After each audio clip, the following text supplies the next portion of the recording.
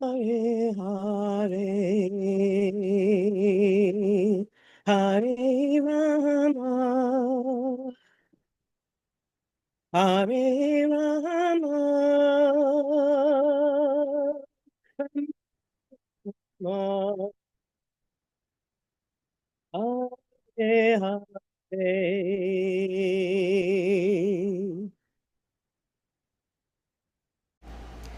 Hare Krishna, Hare Krishna, Krishna Krishna, Hare Hare, Hare Rama, Hare Rama,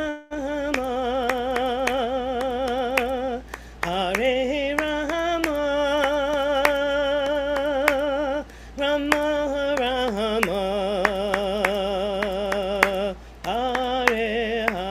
Rama, Hare Hare, Hare Krishna, Hare Krishna, Krishna Krishna, Hare Hare, Hare Rama, Hare Rama, Rama Rama, Hare Hare, Hare Krishna, Hare Krishna, Krishna Krishna, Hare Hare, Hare Rama, Hare Rama, Rama Rama, Hare Hare, Hare Krishna, Hare Krishna, Krishna Krishna, Hare Hare, Hare Rama, Hare Rama, Rama Rama, Hare Hare.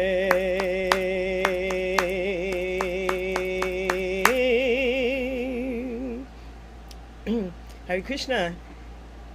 Anyone joining today for the Srimad Bhagavatam? Yes. Abby, Hare so good Krishna. to see you. Hare Krishna. How are Yeah, you? good. Thank Good. you. How are you? Fine. Well, we're in the Srimad Bhagavatam, second canto, chapter 3, Pure Devotional Service, text 19. So anyone who's following along can pull that up now. And I will go to the blessings. Om Namo Bhagavate Vasudevaya. Narayanam Namaskritya Naram Chaiva Narotamam Devim Sarasvatim Vyasam Tato Jayam Udirayet. Before reciting this Srimad Bhagavatam, which is the very means of conquest, one should offer respectful obeisances unto the personality of Godhead, Narayana, unto Nara Narayana Rishi, the supermost human being, unto Mother Saraswati, the goddess of learning, and unto Srila Vyasadeva, the author. Nashta Prayesha Bhadreshu Nityam Bhagavata Sevaya Bhagavatyu Bhaktir Bhavati Naishtiki. By regular attendance in classes on the Bhagavatam and by rendering of service to the pure devotee, all that is troublesome to the heart is almost completely destroyed, and loving service unto the personality of Godhead, who is praised with transcendental songs, is established as an irrevocable fact. Having said that, welcome also to Bhakta Rich, repeating where we are in the Srimad Bhagavatam, Canto 2, Chapter 3, Verse 19. And I will do the first verse, and then maybe you might be able to read later.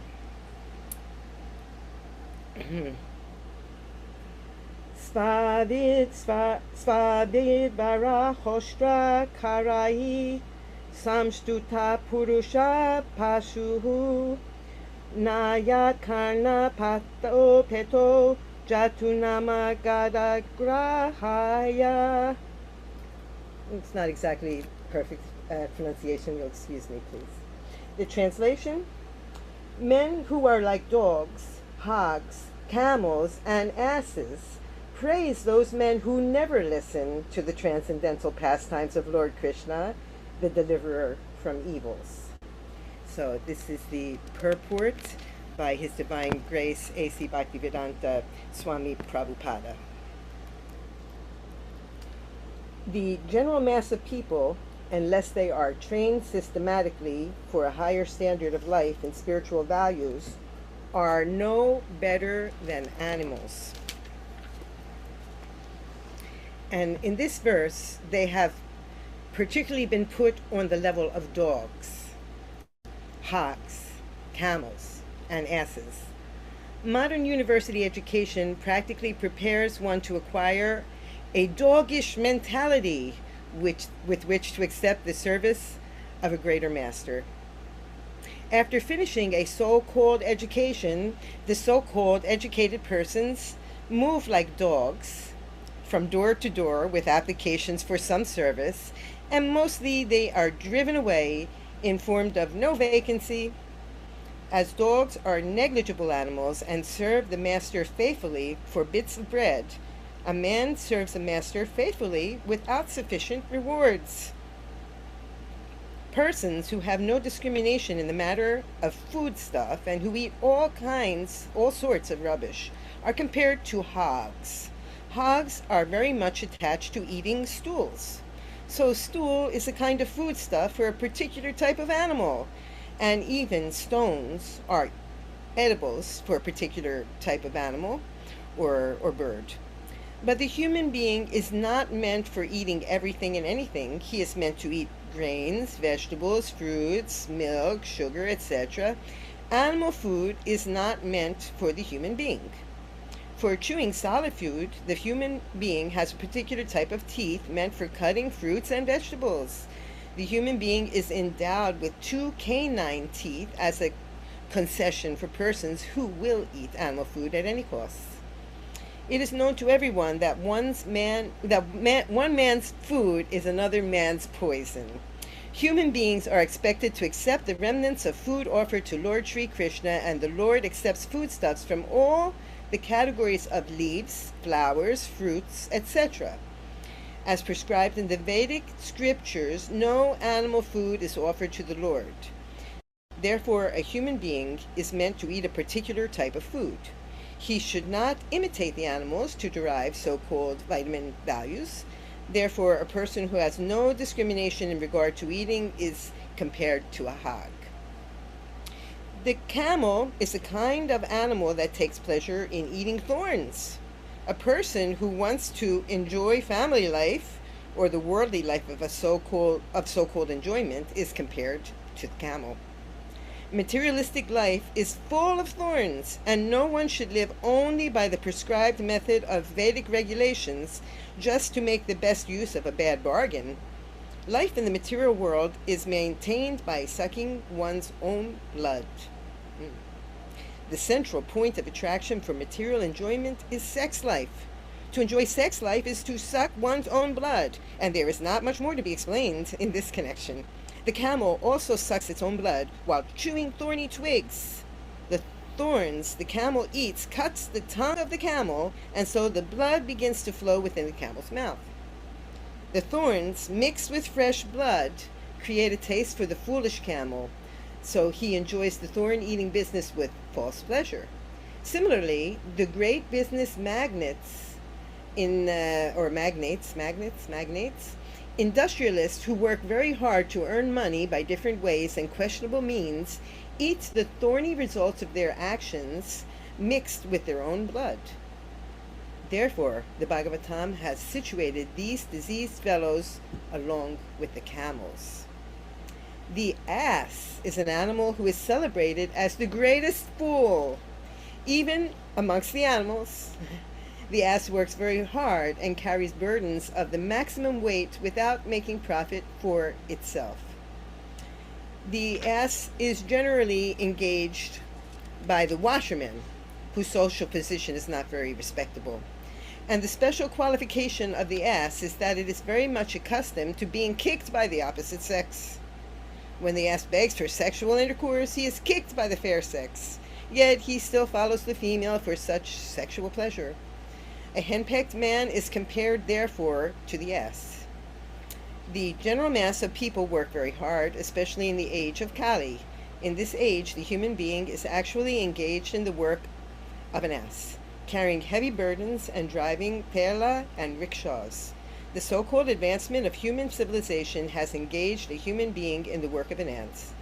The laborers in great factories and workshops are also engaged in such burdensome work, and after working hard during the day, the poor laborer has to be again kicked by the fair sex, not only for sex enjoyment, but also for many household affairs.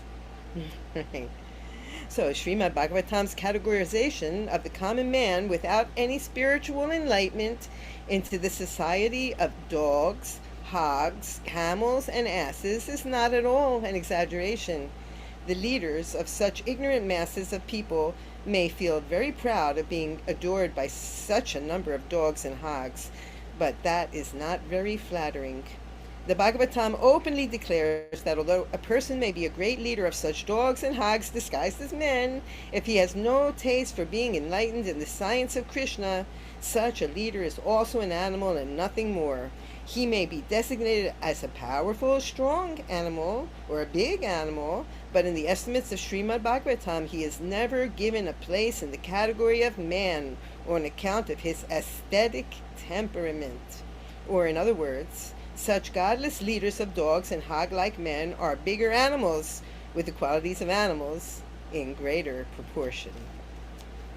Okay, to repeat our text, Canto 2, Chapter 3, Text 19. Men who are like dogs, hogs, camels, and asses praise those men who never listen to the transcendental pastimes of Lord Krishna, the deliverer from evils.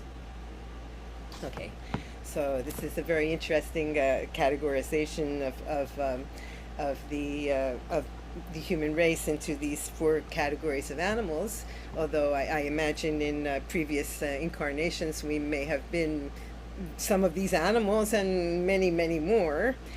But he chooses these particular animals to emphasize the particular traits that are all negative for the person who is on the path of spiritual enlightenment. So, as we have spoken in some of the previous verses, it's a little bit more of the stating of the obvious, in that you choose what it is you want to follow. And if you want to follow the spiritual life, then you're going to stop these behaviors that are animalistic. These behaviors that are like the hog, who will just eat anything without any consciousness of what he's eating, or the other examples. This is it's very important for us to distinguish what is and is not spiritual practice, and things that are not spiritual practices, like sex, outside of marriage and that kind of thing, that make us more like animals. These things are to be avoided if we're going on the spiritual path.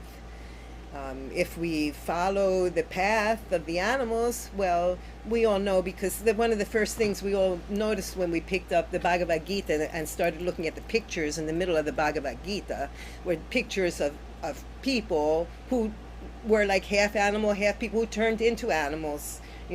So we know that we can choose to be animalistic, and that may lock us into, for our karma, may lock us into future lives as animals even, or it certainly won't bring us further forward in our spiritual progress. What will bring us further forward is to drop some of these or all of these animalistic habits, through realization of their true value, which is nothing for those on the spiritual path. So, having said that, I open up the conversation to the next person who would like to offer their comments. I just wanted to add to what you were saying, Iruna. Welcome, Lavanga. It's nice to see you here. Hare Krishna. Hare Krishna. Sorry, I came a few minutes late. There were some internet issues and things like that this morning, but I'm very happy that I finally got on. This verse is actually a famous verse, and I heard that in some places back when Prabhupada was on the planet, they used to use this verse at Sunday feast lectures. They were like very heavy. But anyway, just to add a few comments to what you've mentioned. I find it interesting in the purport. It's talking about how like the hog, like it'll find stool enjoyable, and we hear Prabhupada say things like there's no enjoyment in the material world, and talking about how the enjoyment of the human is very low class. And I was thinking, what, at the beginning, I was like, yeah, well, there is some enjoyment in the material world. We have, these things, but like, even the hogs and the dogs, they're thinking that what they're doing is enjoyment. But of course, to us, that seems completely like disgusting. Like the hog eats just about anything. Dogs will do this too. Like if you leave like trash outside, the dogs will kind of like get into it and like want to go check it out. I know my family, they have a dog, and so at night they had to make sure the trash is taken out, because if not, the dog will like bite and get into the bag, and then next thing you know, trash will be like all over the floor. Versus like a human, we're not interested in that. We're like, it's like completely disgusting. I don't want to deal with that. Just take it out, get rid of it, and I don't ever want to see it again. But but so we can see how there's these different levels of enjoyment. So in the same way, like with the inhabitants of the spiritual world, and even in the heavenly planets, like the type of enjoyment that we have, to them it seems very low class, and very like kind of disgusting in a way.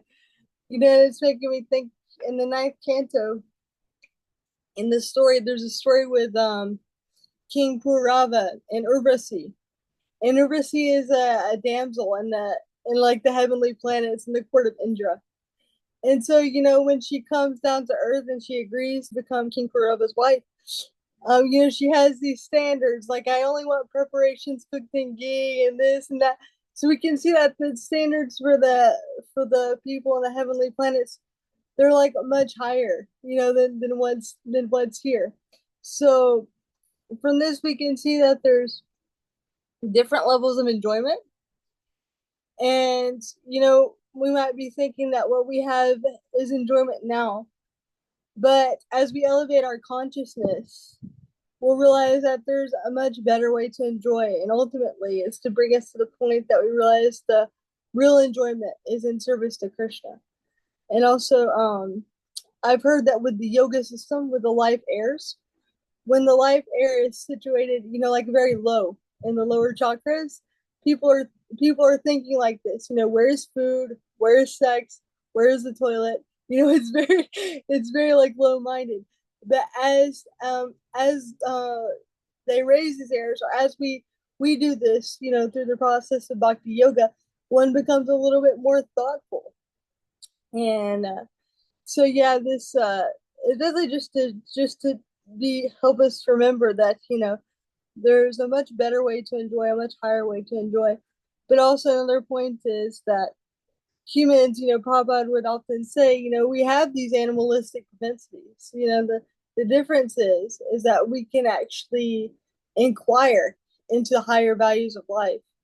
But if we don't really use our intelligence for these things, then we're just back to everything else that the animals are doing: eating, sleeping, mating, and defending. So, and that way we can understand, if we don't use the higher intelligence, then we can really see how that puts us in lower forms of life. Because it's like, okay, well, if you're not going to use it, I'm just going to put you back down here, because this is what ultimately what you want.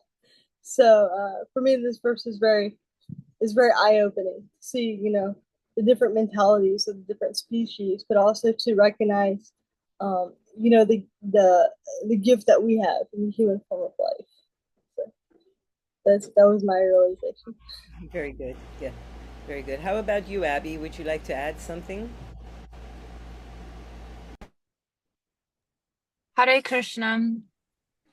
I guess what this purport makes me think of is that everything has to be prasadam. I was listening to a Prabhupada lecture yesterday, and he said if you eat, something that's not prasadam, it's on the same level of eating meat. It's not any better. So everything has to be prasadam, and prasadam is made from fruits and vegetables and whole grains, you know.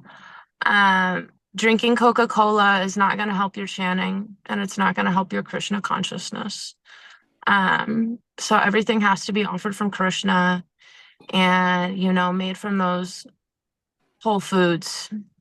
It's very important. Um, I think a lot of devotees don't know that. So it's very important. Anyway, that's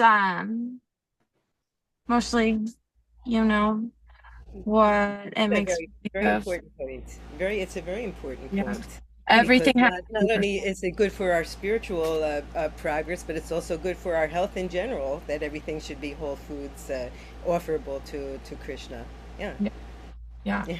Yeah, everything has to be like that. It has to be like that. To eat something that's not prasadam, unless you're like in a social situation where you have to, it's not an option. So, um, I guess, I think about that a lot of times. Like, I don't know, I don't think I'm being too humble here. This is really how I feel, is I really feel like I'm in dog consciousness, every single day I think of, my own sense gratification. When am I going to eat? When do I get to go to bed at night? I'm just always so tired, and I just want to eat, so all day I compare myself to a dog. I don't know. But I know if I'm like that, other people must be so much worse. So, anyway, that's all I have. Thank you. Very, Yes. very good comments. Yes. Is Dr. Rich interested in making some comments? Oh, please forgive me. I had a hard time following. I was preoccupied with doing two things at once. I just remember hearing everyone talking about the hog, and it doesn't discriminate between what it eats. And I kind of feel similar in the respect that I'm like a person who lives to eat instead of eating to live. And it's very difficult for me to control my tongue, and it's a struggle. And you know every day, I eat not the best food, a lot of sugar, just because my tongue tells me to. So I definitely struggle with the sense gratification when it comes to food, and I don't know how. I mean, I know if they always say if you eat prasadam, that will help you control the tongue, but I it's hard for me to just like always like go to the temple and eat only the food that the temple has to offer. So I'm a little confused. Well, back to Rich, in reality, if you offer any food that you eat to Krishna, even in your home or even on the street, it becomes prasadam because you have thought of Krishna and offered it to Krishna. So, of course, you have to be sure that you're offering the right kind of foods. But anything is prasadam. It's about your state of mind. That you are offering to Krishna, no matter where you are. So, some people might say, oh, well, in the temple, the second initiated devotee preparing, that's, okay, all right, that's the prasadam for the temple deities, okay, but the prasadam for Bhakta Rich doesn't always have to be the temple deity prasadam. It can be the prasadam that Bhakta Rich prepares and offers himself. So so I find it very interesting that the thing that everybody relates to here is the eating thing. Everybody relates to this thing about being a hog or being a dog. Nobody really talked about being an ass or being a camel. But um, these probably they represent different characteristics, and we probably relate to the characteristics, these particular characteristics. But yeah, Hare so Krishna. Oh, sorry. yes, you may. I just wanted to add, back to Rich, that if you get a deity of Krishna, and if you're like me, you can't afford a deity, you get a picture of Krishna in your house. You put him in a nice place, any place you can. That's your place for him. You get a picture, and then you put a plate of food when you make food, anything, that you can, even if it's, sugar, it can be, Krishna loves sugar. And you put it in front of the picture, and it can just be so simple. Krishna, please accept this. And then you just go, don't look at him, leave him alone for 15 minutes. And then, you just come back and say thank you. And that's it. That's prasadam. And your prasadam is just as good as the temple prasadam. You don't have to go to the temple. If you do that, it's the same. It's the same. It's just as good. You don't have to go to the temple for prasadam. You get a picture of Krishna, you put him in a place or a deity, and that's his place. And you put your food in front of him and say, Krishna, please accept this food. You leave them alone for 15 minutes, then you come back and you say thank you, and that's it. And it's just as good as going to the temple. You don't have to go to the temple for prasadam. And if you do that with everything you eat, if you're like me, like I eat and then like I get hungry again and I don't want to have to wait 15 minutes and like do it all over again. So, you can make sure you make enough food, and that's it. It's that simple, and it really will help. It really will help because, yeah, Well, I I mean, know what it's like. you can offer all of your food and your snacks and everything all at once in the morning before you leave the house. If you're bringing it along, why not? Right? Yeah, Yeah. yeah. So, yeah, it really has helped me. My eating was, I mean, insane, and so insane, and now it's less insane. So it really does help. Thank you, Abby. I remember along with that point that Abby's mentioning is that my eating was also like that in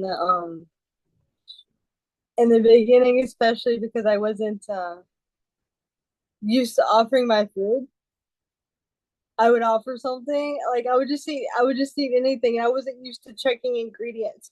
So actually, it took me a while to start checking these things. And then sometimes I would be eating something without even realizing it. I'm like, oh, this has eggs in it or something. So it actually took me a few months to like really get into that habit of making sure first that something was offerable. But actually, it is true that once once you start offering your food to Krishna, you go through the ritual. It really does help you. It helps you control the tongue naturally over time because the taste for Krishna grows. Yeah. And as that taste for Krishna grows, the desire to satisfy our own personal senses, it decreases, more and more.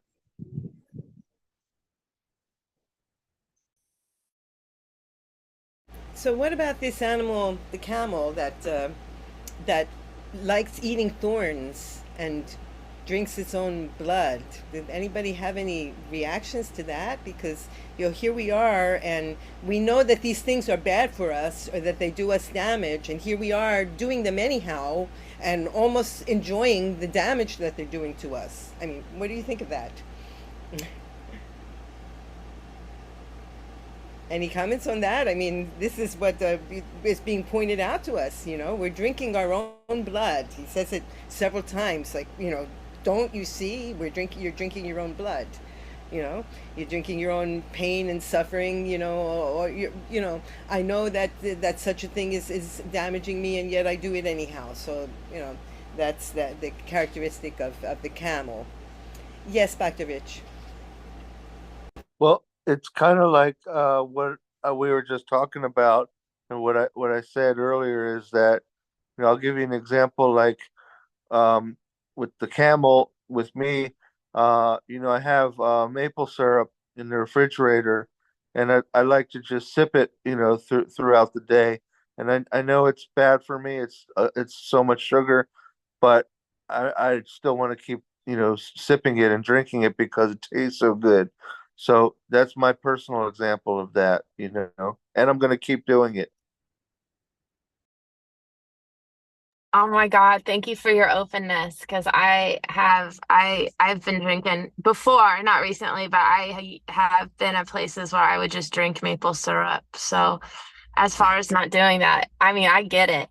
I think it really just takes practice. Maybe try putting it on top of something, so that it's less, like some kind of carbohydrate, because it's a lot of sugar. So maybe try putting a little bit of maple syrup like on a banana, you know, and that or on an apple. And, that would just be so much better for you, you know. But also something that I do, well, no, never mind. Well, I guess I'll say it. Like something that I do that I know is bad for me is that like I guess like kind of relates to this like drinking your own blood example. I'm sorry, that's so disgusting. I don't like this.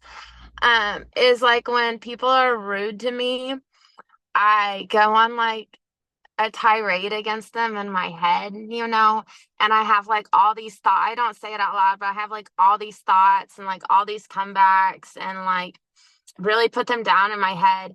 And like it makes me feel better, I guess, at the time, but like it's not good for my consciousness. And it's really degrading to my consciousness, actually. And that's something that I do just like all the time. So it's something that like makes me feel better at the time. Um, I guess it's like a habit, but I mean, it's like really, really hurting me. Yeah. So I don't know if that like relates. So that's it. Yeah, well, of course it does, and anyhow, this is what Prabhupada is referring to. The habits, the bad habits that we have. I mean, when we talk about eating sugar or something, that's not the kind of thing he's referring to. He's referring maybe to alcohol or drug use or something like that, like bad habits that people keep going back and keep going back and keep going back, even though they're doing themselves real harm. So and because and why well that's the characteristic of the camel, but that's also related to the characteristic of the last animal here, the ass, because we'll keep going back to something that's doing us harm, like when you're in a harmful relationship, maybe you're getting beaten up or something like that, and you keep going back, or even though it's no good for you, or something's doing you harm, you keep going back. You don't know how to move on away from that. Yeah, yes, Lavanga.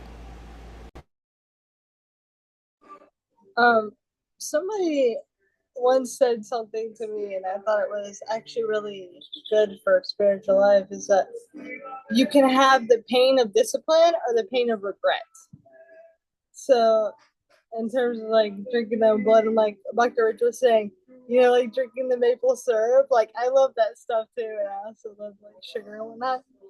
But I think what happened to me one time was I was around some people that had diabetes, and like from just like eating a proper, and I could see that their suffering was like so much greater than people who just like ate these things in moderation. So even though sometimes we know something is like really bad for us, we do it anyway. It's calls from not really thinking about the long-term consequences and just thinking about the short-term sense gratification. But even though in the beginning that this will be very difficult, in the end you actually um enjoy greater. Like because with the it said with the mode of goodness, it's like how like a little bit of suffering in the beginning, like but then in the end it's very sweet. you know but with passion, there's enjoyment in the beginning, and in the end in the end there's suffering. So just to think about that, it really opened my eyes to some of my habits, like what is the long-term cause of this. Oh, I'm going to get sick. Oh, I'm not going to be able to serve as well. I'm not going to be then I'm going to end up in a situation where I really am not going to be able to enjoy this, because is gonna put me in like a hospital situation or something like that. I saw it with my own grandfather who loves sweets, and then and like lots of carbs and things like this, and then he got diabetes, and then during certain times of the year he can't even have like a piece of cake or anything like that because his blood sugar goes out of control, and then he feels really bad.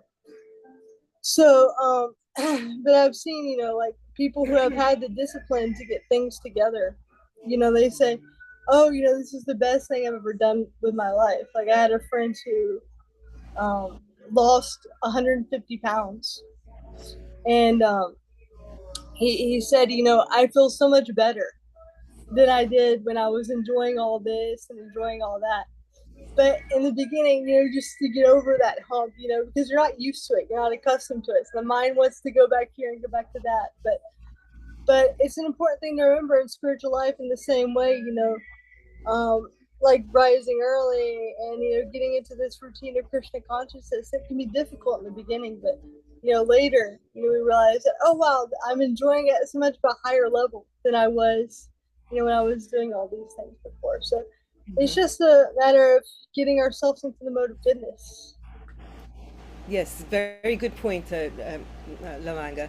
But this also brings us back to the issue of the prashadam itself, and the going back to the issue of the temple deities and the twice initiated devotee. They need to prepare a certain type of food that Krishna will can accept and loves, like all of these sweets, for instance, all of the sugar and stuff like that. But we, as devotees, can't eat that type of meal 3 times a day, every day of the week. So we cannot eat always that type of food that is offered at the temple to the deities. Maybe we can eat it once a week, but if we eat it every single day, maybe we put ourselves at risk for health issues that, of course, the deities won't suffer. But so we have to have that type of consciousness too, about not just about whether or not the food is offerable to Krishna, but whether or not it's actually agreeable to our own bodies in order for sustenance of our own life.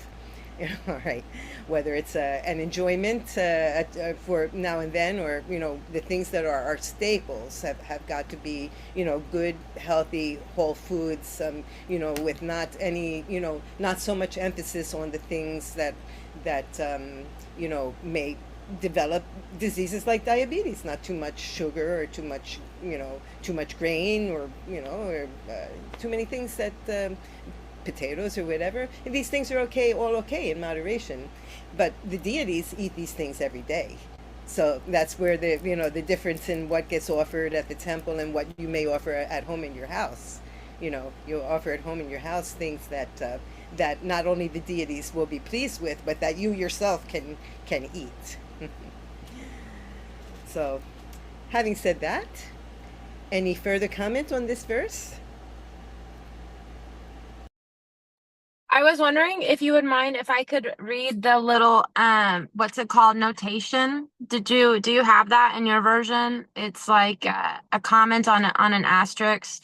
It starts with human life is meant for earning values. Do you have that? I don't have it because I'm reading online, but I know what you're talking about. Yes, you go ahead and read it, Abby. Yeah, I see it here. it looks really nice, so I'd like to read it. Okay. Human life is meant for earning values. This life is called artadam, or that which can deliver values. And what is the greatest value of life? It is to return home back to Godhead. As indicated in the Bhagavad Gita 8:15, one's selfishness must be aimed at the point of going back to Godhead. The ass does not know his self-interest, and it works very hard for others only. A person who works very hard for others only, forgetting his personal interest available in the human form of life, is compared to the ass.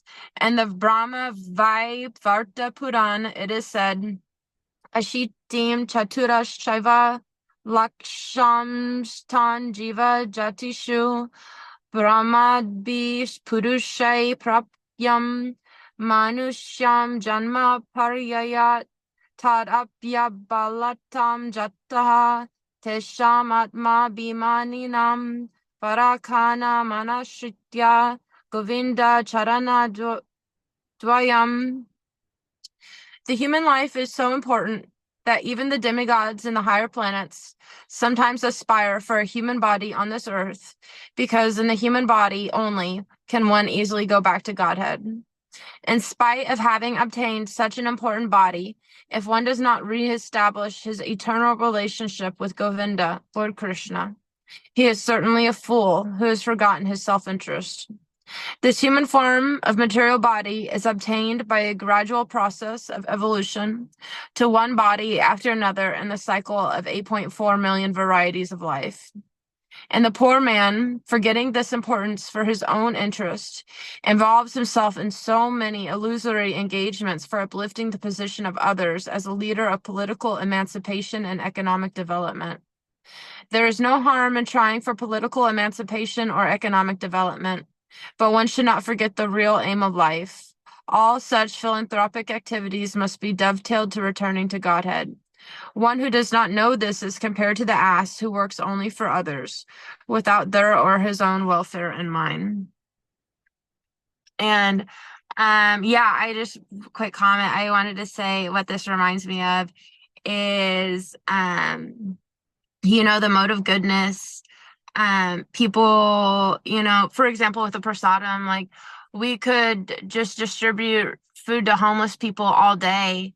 But if it isn't offered as prasadam, it really, they eat it and then, and then what? And then what? It's not, the mode of goodness isn't good enough, so that's why we offer it to the deity and then distribute it as prasadam. Or like you can do nice things for people all day long, and someone is in the hospital and you're bringing them food every day, at your own expense. But it's not like it's very nice, but it's not going to solve the problems of life, which are birth, old age, disease, and death, So what it makes me think of is like the mode of goodness, it's not good enough. Everything has to be Krishna conscious. So anyway, that's it.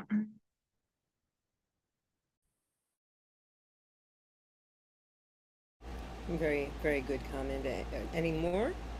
Any more further comment on this? Yeah, no, I appreciate I appreciate Abby's comment, and it was making me think. Like a lot of churches, they have that thing. Okay, we're gonna do this for the poor, that for the poor, but really, what you're doing is you're like further. What you're making some debt, so that later they have to come back and repay that debt. So, and the mode of goodness is it's not our goal, although it is a springboard to get to Shuddha Sattva, which is pure goodness. So but we're not interested in the mode of goodness in terms of just doing like mundane charity work. But our habits in some ways are in the mode of goodness, like cleanliness, rising early in the morning, things like this, being on time for deity worship, like all these things are in Sattva, like discipline, things like that. So that helps. But yeah, it is important to make that distinction that that's not ultimately what we're shooting for, and we have to understand the difference between just like some mundane charity and actually helping people advance in Krishna consciousness.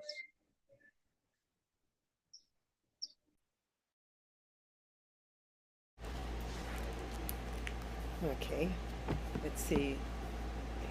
I don't know if we should go on. We have, the next verse has a shorter purport.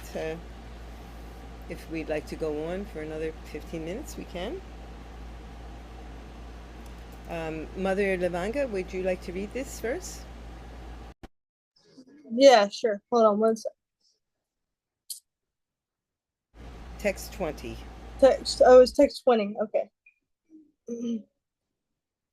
Dile patoru krama vikramanye nashting batakana putena rasya jivasutida durike vasuta nako pagaya. ユグラヤガタハ One who has not listened to the messages about the prowess and marvelous acts of the personality of Godhead, and has not sung or chanted loudly the worthy songs about the Lord, is considered to possess ear holes like the holes of snakes, and a tongue like the tongue of a frog. Purport: devotional service to the Lord is rendered by all limbs or parts of the body. It is the transcendental dynamic force of the spirit soul. Therefore, a devotee is engaged 100% in the service of the Lord. One can engage in devotional service when the senses of the body are purified in relation with the Lord, and one can render service to the Lord with the help of all the senses. As such, the senses and action of the senses are considered impure or materialistic as long as they are employed in sense gratification. The purified senses are not engaged in sense gratification, but in the service of the Lord in toto. The Lord is the supreme with all senses, and the servitor, who is part and parcel of the Lord, also has the same senses. Service to the Lord is a completely purified use of the senses, as described in the Bhagavad Gita. The Lord imparted instructions with full senses, and Arjuna received them with full senses. And thus there was a perfect exchange of sensible and logical understanding between master and the disciple.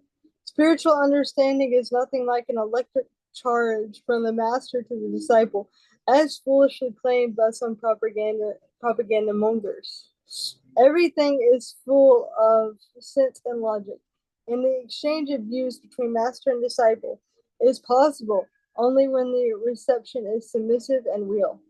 In Chaitanya Charitamrita, it is said that one should receive the teaching of Lord Chaitanya with intellect and full senses, so one can logically understand the great mission.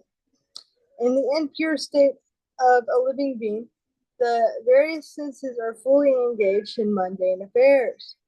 If the ear is not engaged in the service of the Lord by hearing about him from Bhagavad Gita or Srimad Bhagavatam, certainly the holes of the ear will be filled with some rubbish. Therefore, messages of Bhagavad Gita and Srimad Bhagavatam should be preached all over the world very loudly. That is the duty of a pure devotee who has actually heard about them from the perfect sources. Many want to speak something to others, but because they are not trained to speak on the subject matter of Vedic wisdom, they are all speaking nonsense, and people are receiving them with no sense. There are hundreds and thousands of sources for distributing mundane news of the world, and people of the world are also receiving it. Similarly, the people of the world should be taught to hear the transcendental topics of the Lord, and the devotee must speak loudly so that they can hear. The frogs loudly croak, with the result that they invite the snakes to eat them. The human tongue is especially given for chanting the Vedic hymns and not for croaking like frogs. And the word asati used in this verse is also significant. Asati means a woman who has become a prostitute. A prostitute has no reputation for good womanly qualities.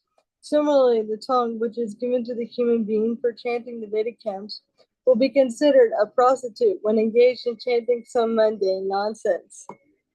Wow, this is a beautiful purport. Actually, this week, I saw a video.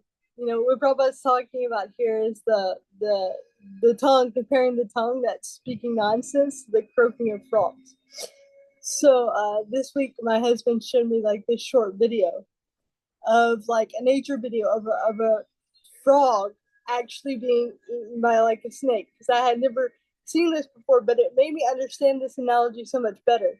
You have this like huge frog, and the snake is actually like smaller than the frog, and the frog was croaking, you know, just croaking, and the snake is eating it from behind, you know, gradually, you know, expanding itself to eat this frog more and more. And you know, this frog is huge, and if this frog is like paying attention, it could just jump out of the snake's like mouth.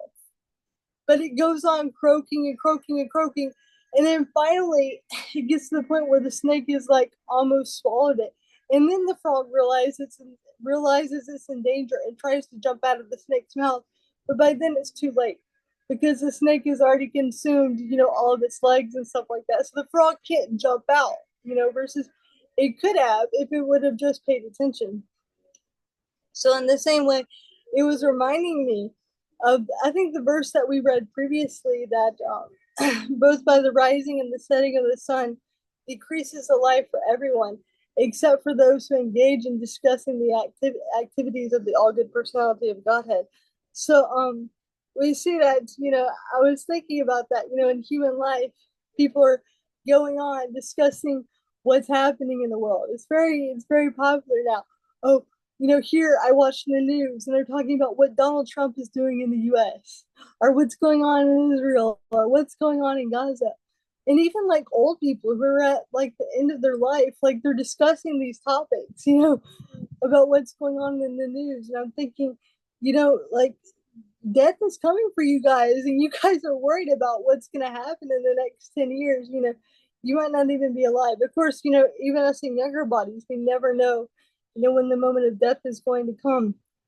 But we realize for the devotee who's actually discussing these topics about Krishna consciousness, even though the body wears out, the body dies, it's a much more peaceful state, because we're prepared for it, and then we know ultimately that we're not this body. So when this time comes, and when death knocks on the door, the devotee is peaceful, and it's not like the frog trying to jump out of the snake's mouth. Oh, now let me do something. Now the end of my life is here. But no, the devotee is preparing for this all along. And so, when I saw that video, Prabhupada uses a lot of like nature analogies in his books. And when you actually see these things, you're like, oh, I get it now. It makes so much sense. And I got it on like an intellectual level, but just seeing that video, I was like, oh, that's how it is. That's how it is in the world. We're spending time just going on as if nothing's happening, and yet time is gradually passing, and we don't realize it until you're kind of getting towards the end. So anyway, that's what I thought of, when I read this verse in purport. But I want to open it up for you guys because I think we only got a few minutes left. So.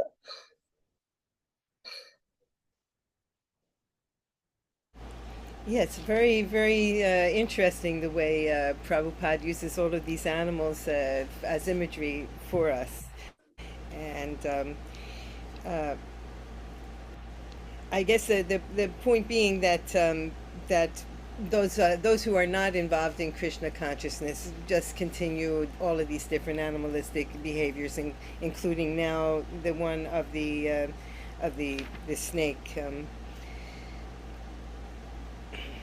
and the tongue of the frog. I think you've described it very well. I don't really know what else to add. Does anybody else have anything to add? Abby or Bhakti Rich? Um, yeah, just about like engaging yourself and stuff that's not, Krishna conscious. I know it can seem a little extreme to people that are new, but everyone froze. Is my video frozen? Okay. Are you there? Are you there? Okay. Yeah, it was just okay. Anyway, yeah, I know it can seem really extreme to people that are new to Krishna consciousness or just hearing about it. But yeah, I stopped doing stuff that wasn't Krishna conscious, like books and videos and movies and stuff. And my progress really just like totally accelerated, like immediately. Um, so the news isn't going to help you. According to the news, the world is ending every day, and it's been ending every day, at least since the 70s. I don't know. But yeah, I learned a lot of stuff reading the news. There's some interesting articles every once in a while in the newspaper. But it's really overall very not helpful. I just deleted Facebook because I found myself checking Facebook every day. That's not going to help me. So I need a little Facebook breaks, just delete it for a while. Um, you don't really realize how much time you're wasting. So anyway, what's up? Well, well, good for you. I'm glad you're going so heavy duty into your Krishna consciousness. Yeah, hopefully. Yeah. Yeah. All right. Well, maybe there'll be some initiations in the future. Maybe, I don't know. Hopefully. If they'll take me, I'll do it. I don't think they'll take me yet, but yeah, that would be nice. Well, there's just certain amount of time that you need to spend being involved, and a few things that you need to study. Short courses or whatever. If you need to ask for the blessing of a spiritual of a guru, and then pursue these things. And well, that's a very nice step for any of us to make. And having said that, I think we should give our thanks. First of all, Srila Prabhupada for having brought Krishna consciousness to the West. So the reason that we're all here, including our spiritual masters, my guru, Manunatha Maharaj, I would like to thank very much for this opportunity to have a video conference speaking about Srimad Bhagavatam. And I would like to remind anybody who's following us that we will be having, hopefully, every 2 weeks, we will be having a question and answer session with Manunatha Maharaja. So all you need to do is to submit your questions. And if you don't get a chance to submit questions in advance, you can ask your questions right there and then on the day of the video conference. But some questions need a little preparation for their answer. Sometimes there's some resource or some source that Guru Dev would like to look up before he speaks. So it's good to submit your questions in advance. So it's got some topics already lined up. And then anything else that you wish to ask or add to your questions on that day is absolutely welcome. And so thank you very much. Manunatha Maharaj, Ki Jai. And hope to see you all next week. Hare Krishna. Hare Krishna. Bye. Bye.